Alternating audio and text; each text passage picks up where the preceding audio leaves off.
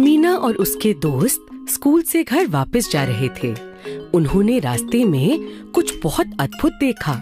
उन्होंने देखा कि चींटियों की एक लंबी सेना चलकर जा रही थी। सब लोग नीचे झुककर चींटियों को बड़े ध्यान से देखने लगे। बहुत सी चींटियां चावल और बाजरे के कुछ दाने लेकर जा रही थीं। अरे अरे, ये चावल का दाना उठाकर ले जा रही हैं। चींटियां भी क्या चावल का दाना खाती हैं? और क्या मीना, इस दुनिया के सभी जीव जंतुओं को जीवित रहने के लिए खाना चाहिए। अरे वाह, इतनी छोटी सी चींटी कैसे खाना खाती होगी, मुझे जानना है। चलो अभी देख लेते हैं। इब्राहिम ने तुरंत अपने बस्ते से लेंस निकाला और सभी मिलकर चींटियों का पीछा करने लगे। उन्होंने देखा चींटियां एक जगह रुक गईं।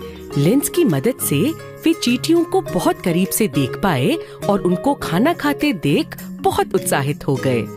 उनमें से एक चींटी चावल का दाना कुतर रही थी, तो दूसरी एक कीड़े को।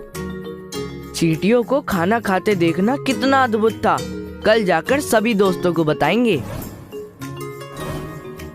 अरे मैंने तो कभी सोचा ही नहीं कि इतनी छोटी सी चींटी इतना सब खा लेती है।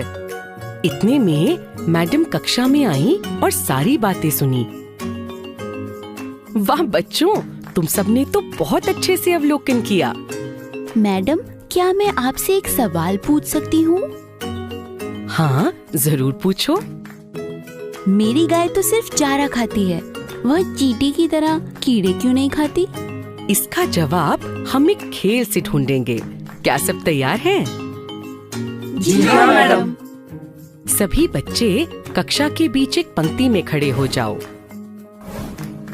मैं सभी बच्चों को एक पर्ची दूंगी। हर पर्ची में एक भोजन का नाम है, जैसे दाल, आलू, चिकन करी, बिरयानी, सेवइयां, पनीर भुर्जी इत्यादि। हर एक बच्चे को एक पर्ची दी गई जिसमें किसी एक प्रकार के भोजन का नाम लिखा था। अगर उस भोजन की सामग्री पौधे से मिलने वाले संघटक हैं, तो आप सब दाईं तरफ निकल आएं। अगर उस भोजन के संघटक जंतुओं से मिलने वाले हैं, जैसे अंडा, दूध इत्यादि, आप सब अपनी बाईं तरफ निकल आएं। और अगर कोई भोजन को बनाने में पौधों और जंतु दोनों स्रोत से जुड़ी सामग्री है, तो आप बीच में ही रहें। 1, 2, 3। मैडम के 3 बोलते ही कक्षा में कुछ बच्चे दाईं तरफ कूद गए, कुछ बच्चे बाईं तरफ और कुछ अपनी ही जगह कूदे। सभी बच्चों को कूदने में बहुत मजा आया। सोहन, इब्राहिम व कुछ और बच्चे थे दाईं तरफ, मोहन और अमीना बाईं तरफ और मीना एवं कुछ साथी बीच में खड़े थे। इस प्रकार कक्षा में 3 समूह बन गए। पहले समूह में सबके पास ऐसे भोजन की पर्ची थी जिसका स्रोत पौधे होते हैं। दूसरे समूह में वो बच्चे थे जिनके पास पौधे और जंतु स्रोत वाले भोजन की पर्चियां थीं। और तीसरे समूह में केवल जंतु स्रोत वाले भोजन की पर्चियां थीं। जैसे सोहन को दाल, इब्राहिम को मिला आलू का नाम, मोहन को चिकन करी, मीना को पनीर भुर्जी का नाम मिला और अमीना को उबला अंडा। तो हमारा भोजन 2 प्रकार के स्रोत से मिलता है।